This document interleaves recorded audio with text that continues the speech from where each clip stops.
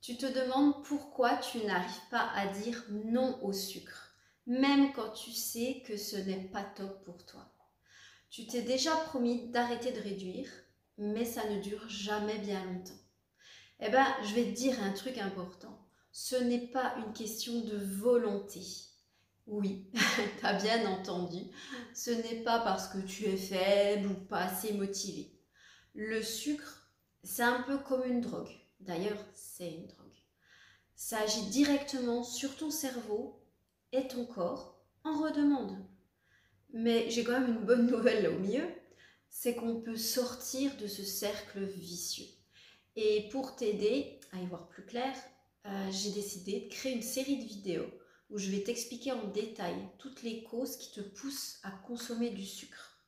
Parce que c'est pas seulement ton cerveau ou tes émotions, c'est un mélange de plein de choses. Et tout aborder en une seule fois, ça serait beaucoup trop long et pas très digeste. Donc dans cette première vidéo, je vais te montrer les bases. Comment le sucre agit sur ton corps et ton cerveau et pourquoi il est si difficile d'y résister. Ensuite, dans les vidéos suivantes, on parlera des causes émotionnelles, physiologiques, biologiques et même de l'impact de l'industrie alimentaire. Alors, reste bien avec moi, je pense que ça vaut le coup. Quand tu manges quelque chose de sucré, il se passe un truc magique, je ne sais pas si c'est le bon mot, je ne suis pas sûre que ce soit si magique que ça en réalité. Ton cerveau, il libère une hormone qui s'appelle la dopamine et qui est responsable de cette sensation du plaisir. C'est l'hormone du plaisir.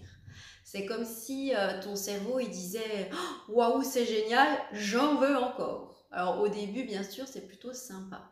Tu manges une petite sucrerie, tu te sens bien, mais rapidement, ton cerveau s'habitue. Et pour ressentir la même dose de plaisir, il en faut plus. Résultat, te retrouves à finir une tablette de chocolat ou à vider un paquet de bonbons sans même t'en rendre compte. Et le pire, c'est que plus tu manges du sucre, plus ton corps va en réclamer.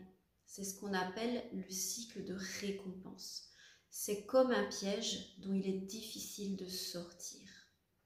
Mais ce n'est pas tout. Le sucre, il ne joue pas juste un rôle sur ton cerveau, il touche aussi tes émotions. Par exemple, quand tu es stressé, triste ou même fatigué, ton cerveau cherche une solution rapide pour te sentir mieux. Et là, le sucre, en fait, il devient ton meilleur pote. Et un des buts de ton mental, c'est ton bien-être. Et toutes les solutions sont bonnes, même si elles sont mauvaises au final. Tout ce qu'il voit, lui, c'est que sur l'instant, ça te fait te sentir mieux. Alors au bout d'un moment, il te le sort à toutes les sauces. Donc au début, tu le fais volontairement. De la même façon, en fait, que petit, on apprend à tenir une fourchette, à ce moment-là, on doit le faire consciemment. Et petit à petit, notre mental, il l'enregistre et nous permet de le faire machinalement. Et c'est pareil pour le sucre. Café, chocolat, canapé, chocolat, c'est le mécanisme des envies sucrées par réflexe conditionné. Alors imagine, après une journée pourrie, tu rentres chez toi, tu te poses devant la télé avec un gros paquet de biscuits ou une tablette de chocolat et tu dis oh, juste un ou deux morceaux. Mais au final, tu manges tout. Donc pourquoi? Parce que pendant quelques minutes, le sucre te fait du bien. Et si tu renouvelles un certain nombre de fois cette expérience, ton mental l'enregistre. Et finalement, même quand tu te sentiras bien, quand tu te poseras devant la télé sur ton canapé, une envie de sucre pointera le bout de son nez. Et le problème, c'est qu'après, on se sent coupable ou encore plus fatigué et le cercle recommence. On entend souvent plein de trucs sur le sucre et certains sont complètement faux. Par exemple, le sucre c'est indispensable pour avoir de l'énergie. Faux. Ton corps, il préfère des sources comme les protéines, les bonnes graisses ou même les légumes. C'est ça qui lui apporte de l'énergie. Le sucre, lui, te donne un coup de fouet, mais juste pour quelques minutes et te fait beaucoup de mal. Alors,